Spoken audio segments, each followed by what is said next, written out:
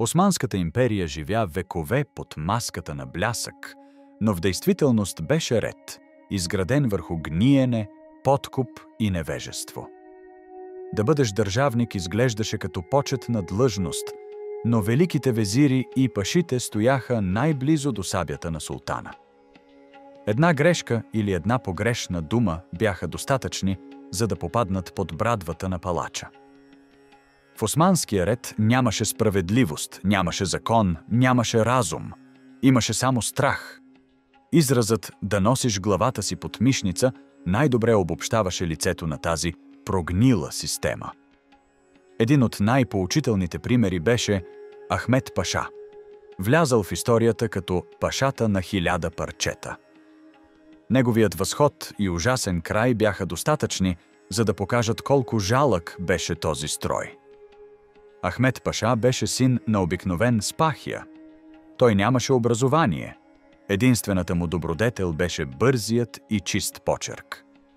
Но в Османската империя това беше достатъчно, защото вратитите се отваряха не за мъдрите и добродетелните, а за ласкателите и корумпираните. Назначен в данъчната и хазната канцелария, той работи години сред дефтерите, но скоро разбра, че с трудолюбие не може да се издигне. Тогава прие покварените порядки на времето и чрез подкупи се катереше по стълбицата на властта. Това разкриваше истината за империята. Никакви заслуги, никаква справедливост, само пари, интерес и интрига. През 40-те години на 17 век на трона се качи султан Ибрахим, известен в историята като Лудия Ибрахим. Това прозвище не беше случайно. Съдбата на цялата империя беше оставена в ръцете на владетел без разум, потънал в поход и суеверия. Един луд султан, който заради сън заповядваше кланета и масови екзекуции на харемни наложници. Ахмед паша го подкупи с богати дарове и придоби титлата Велик везир. Това не му стигна. Ожени се за неговата 2-годишна дъщеря и стана зет на династията. Така синът на обикновен спахия стигна най-висшата власт. В османската държава пътят нагоре беше чрез подкупи, бракове по сметка и тъмни дворцови игри. Междувременно Венеция разбиваше османския флот и настъпваше от босненските брегове. Ахмед паша скри това. Хвърли в затвора командири, които говореха истината, а докладите им нарече лъжливи. Защото в империята истина беше само онова, което султанът искаше да чуе. Народът умираше от глад, докато Ахмед паша харчеше хазната за украсени с бижута лодки, продаваше държавни длъжности на търг и купуваше нови робини за харема на Лудия Ибрахим. Един от най-срамните случаи показа колко прогнил е строят. Една наложница разказала на султана приказка, че ще стане безсмъртен, ако стените на двореца се покрият с самурени кожи. Ибрахим повярвал. Ахмед паша незабавно наложил самурски данък. Дворецът бил покрит с кожи, а данъкът се събирал години наред. Народът, вече съсипан, изгубил и последните си пари заради това суеверие. Тази поквара предизвика бунт на неплатените еничари. В джамията Фатих те обърнаха казаните, както повеляваше обичаят, и поискаха главата на везира.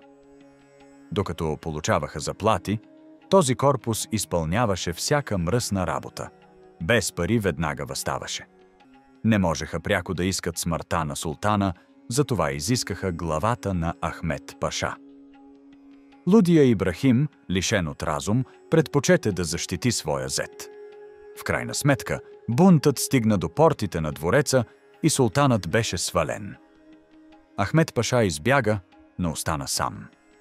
Скрит в обикновени дрехи, той скиташе по улиците, хлопаше по вратите на приятели, но никой не посмя да го укрие. В Османската империя приятелството траеше само докато имаш власт. Бившите му съучастници го предадоха. Светва на шейхюл Исляма, той беше екзекутиран. Историята можеше да свърши тук, Но невежеството на обществото превърна трагедията в една от най-ужасяващите сцени в историята. Тялото му беше изнесено на площад Султан Ахмед. Няколко ага на еничарите започнаха да го разкъсват.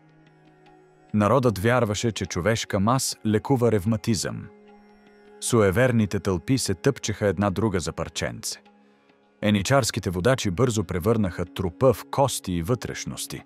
Хората купуваха лекарство, някои варяха мазнината и пиеха отварата, други се мажеха по тялото.